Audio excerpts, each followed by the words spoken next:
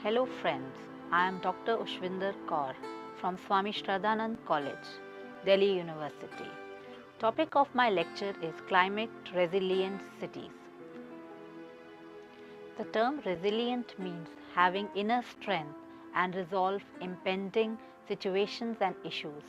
A resilient city adopts suitable measures for physical forms among various aspects of social, physical, economic and environmental challenges, and along with rapidly depleting carbon-based fuels, sea level rise and climate change. City resilience highlights the capacity of a city or an urban area to function in such a fashion that people who are living and working in cities, especially marginalized sections like poor, are able to survive and thrive or progress no matter what shocks and stresses they might encounter in cities.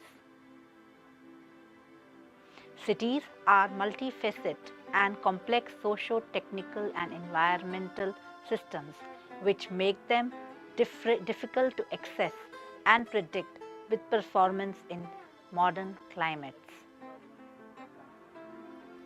Climate change is a global phenomena, but problems are local like water use, environment, waste management practices leading to misuse and over-exploitation of earth and its resources. Anthropogenic activities to present-day crisis. Climate and weather interacts with environmental aspects, brings change in temperature and causes issues like melting glaciers. In broader perspective, if greenhouse gases are increased by 0.1% or much impact is felt, not much impact is felt over larger regions. But in big cities, there is hardly any impact. But small coastal cities and countries will be severely impacted by minor changes in sea level and cause submergence of areas and submergence of cities. Present-day impact which we are experiencing need to integrate measures, governance, registration and regulation of our practices of lifestyles, health and livelihood options, and the degree of assessment of issues and means to minimize the impact. Assess the air quality and amount of resources degradation in the environment, rainfall changes and seasonal shifts. In broader context, the extremes are increasing. The world global warming since 1901 has increased by 1.4 degree Fahrenheit or 0.8 degrees Celsius are not showing severe impacts on world regions, but an increase of 0.0 degrees Celsius has serious implication on smaller regions.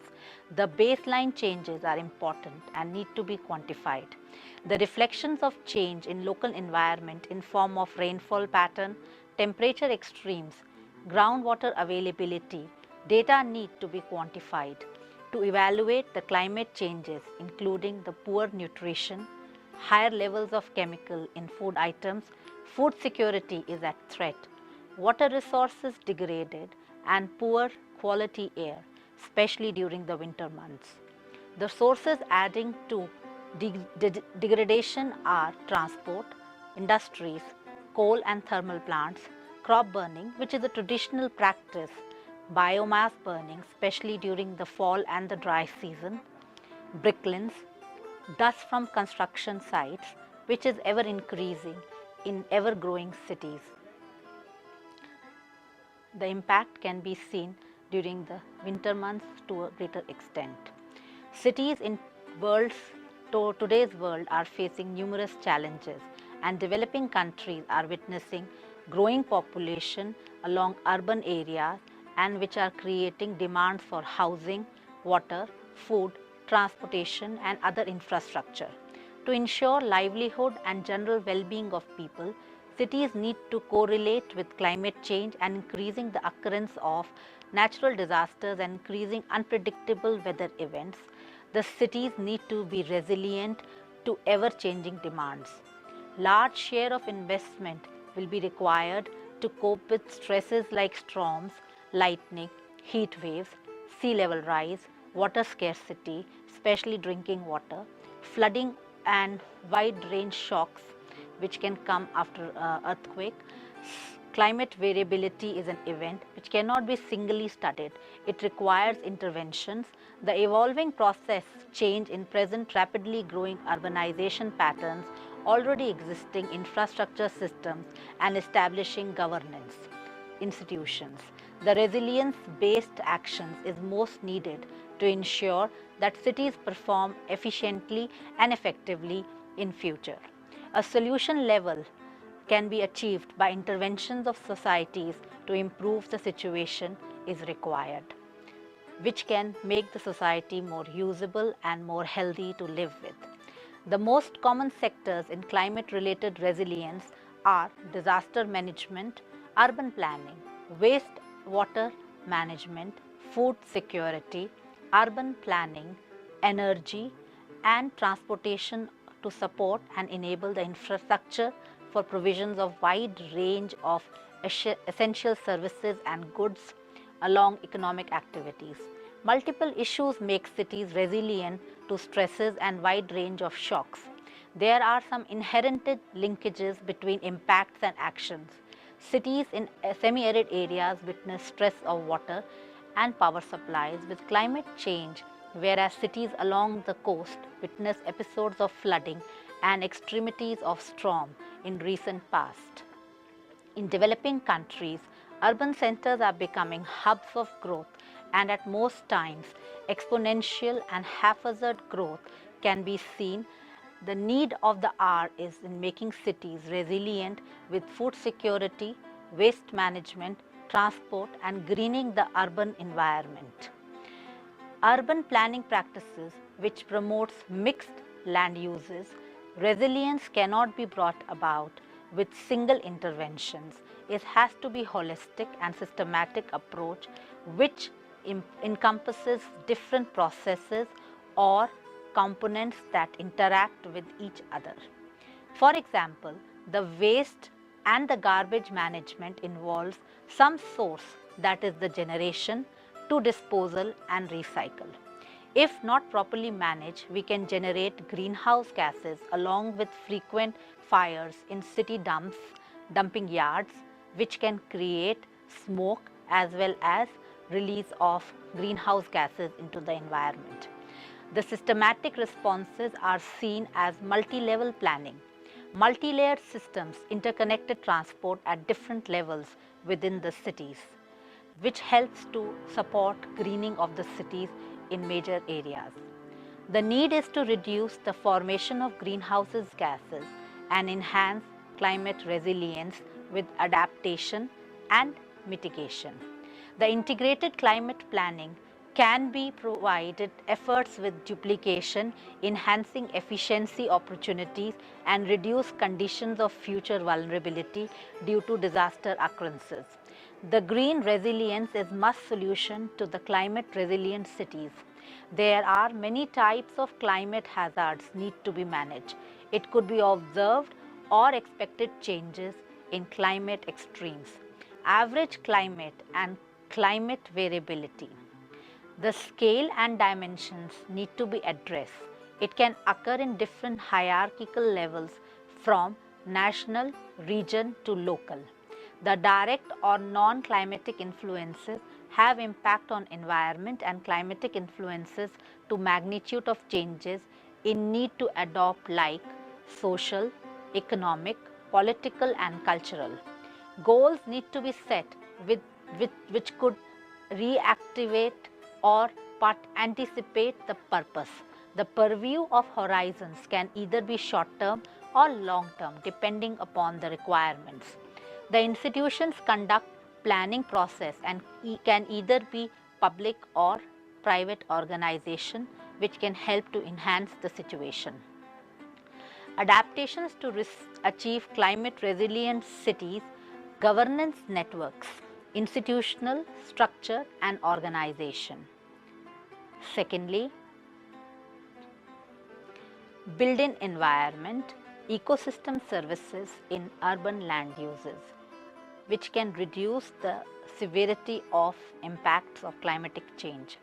Social dynamics. We need to understand the demography, the human capital and capital equity of the region.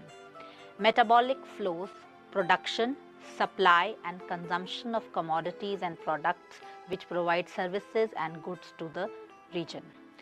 Mitigation strategy involves a inclusion of renewable energy resources like solar, wind, biomass, tidal. Wherever applicable, they should be used to the maximum. Sustainable eco-friendly transportation is the best suited way to reduce the environmental crisis in cities. Energy efficiency enhancement should be of utmost importance. Industrial processes, advancements and improvements can reduce the amount of pollution generated by them. Improvement of carbon sinks, which helps to reduce the impact of greenhouse gases into the city's environment. Methane capture and its use for various purposes can be most suitable resilience to the area. Response and transformation to create climate resilient cities as a net result, which is more cleaner, healthier for its inhabitants. Water and energy conservation and preservation is of utmost importance because this relates to the survival of humans on the earth's surface. Low input agriculture in green kitchen gardens, even in pots and on the roofs, can help to reduce the constitution of greenhouse gases. Solar capture and storage and energy utilization is must. Resilient urban transport means and networks should be built and should be highlighted. Green structures, weatherization of the building should be according to the local environment of the region, whether cold or whether extreme hot. Enablers of resilience planning should be there in form of policy planners and educationalists.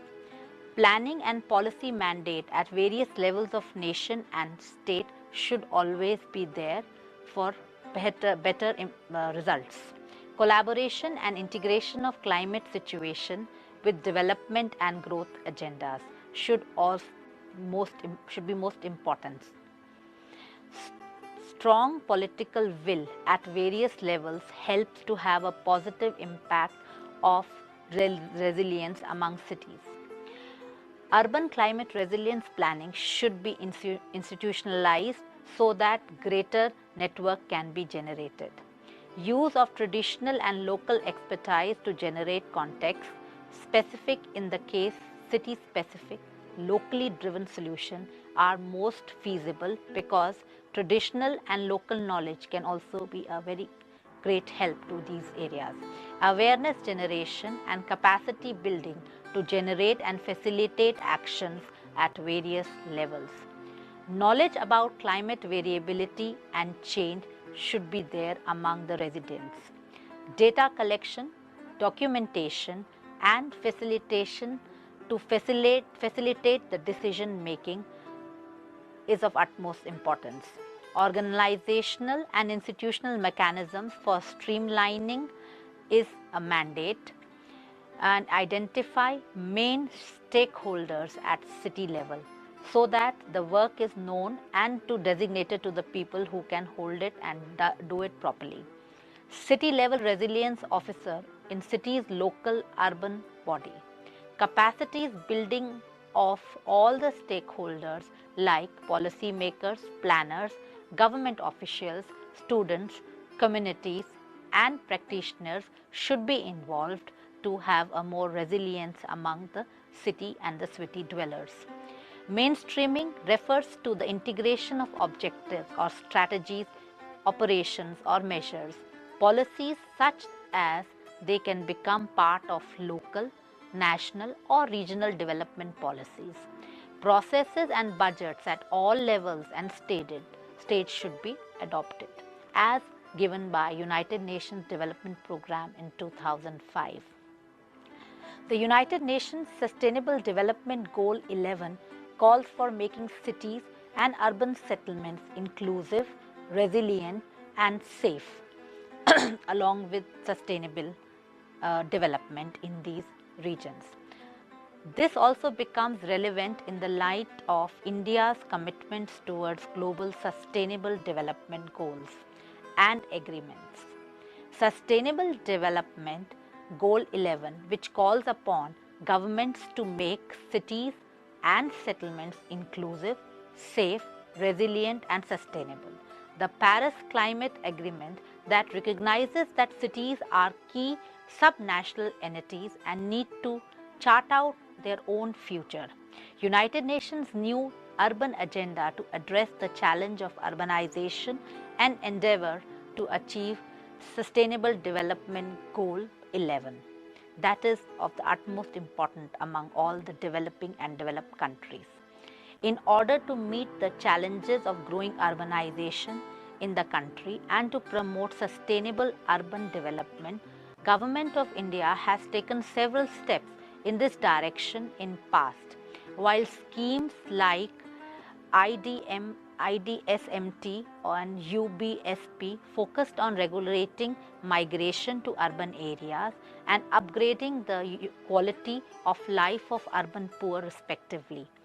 It was only JNURM and the cities were really identified as energies of Indian economic growth. An integrated approach to urban development was adopted in the country, which is the objective of develop economically productive, efficient, equitable, responsive cities. The mission focuses on upgrading the infrastructure in cities, provisions of basic services to urban poor, and wide-ranging urban sector reforms to strengthen municipal governance in accordance with 74th Constitutional Amendment Act 1992. While the mid-term appraisal of the 11th Five-Year Plan and the report of High-Powered Expert Committee on Indian Urban Infrastructure and Services 2011 highlights the inadequate investments in the sector, technical and financial capacities, constraints of urban local bodies and issues of institutional coordination and governance. It did bring out good practices and examples of urban transformations across the country.